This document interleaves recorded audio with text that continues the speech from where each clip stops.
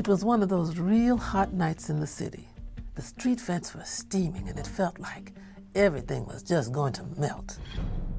I had gone into the kitchen for some water when I felt the whole building shift under my feet. I noticed a large crack in the wall, and I knew something was very wrong. The first thing I did was call 911. The operator told me that there may be a structural problem with the building, and that I should evacuate if I didn't feel safe, and that I should not take the elevator. That was easier said than done for me. Without my walker, I can't really get around. The only way I was going to get down those stairs was if somebody helped me. The 911 operator told me that the fire department had been dispatched and that emergency workers would be coming. But I felt like I was in real danger and that I should get out. I started to panic a bit. And then I thought, Patricia, get a hold of yourself. You've made plans for these kinds of emergencies. Just follow the plan, and everything will be okay. One of my designated emergency contacts is my neighbor, Tori. She has a spare key to my apartment. Tori knows how to help me get downstairs with my walker. We had already made arrangements for her to check in on me if there was ever an emergency, so by the time I got her on the phone, she was on her way to my apartment. I put my cat Charlie into his carrier, which holds not only him, but all of his supplies. When Tori got to my apartment, I grabbed my medications and my go bag, which I keep by the front door, and we headed straight for the emergency stairs. It was slow going in the stairwell, but eventually we made it to the street.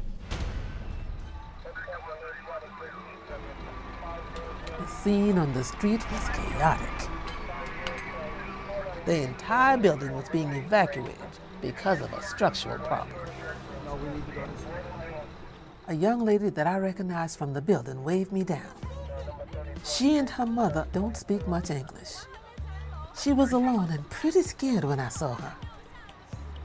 I asked her about her mom, and she pointed back up at the building with a nervous look on her face. That's when the firemen started asking her questions, but they were having trouble understanding each other. Tori had stepped in to try to help when the young lady pulled some index cards from her backpack. The cards were full of important information written in simple English. One of the cards had contact information for her aunt, and we were able to give her a call. I told Tori that Susie needed more help than me, so Tori promised to stay with Susie until her aunt arrived. I also ran into my neighbor Richard, and he looked so worn out. He didn't have a bag pre-packed for emergencies, and because everything was such a rush, he didn't have time to grab any of his medications. Poor Richard had to borrow my phone to get in touch with his family and his doctor. He can't afford to miss taking a dose of his heart medication.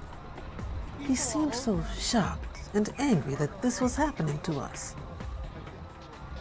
You know, you never want to believe it's going to happen to you. But when you really stop to think about it, emergencies happen all the time in the city. It's not a question of if, it's a question of when. The only thing you can really do about it is to prepare yourself.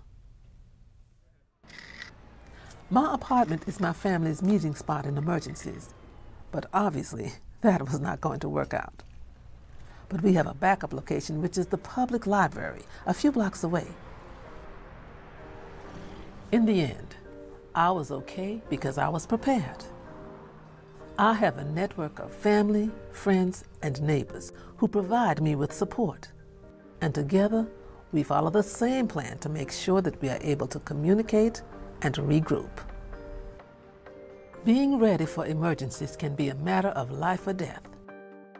Not just for someone like me, but for everyone.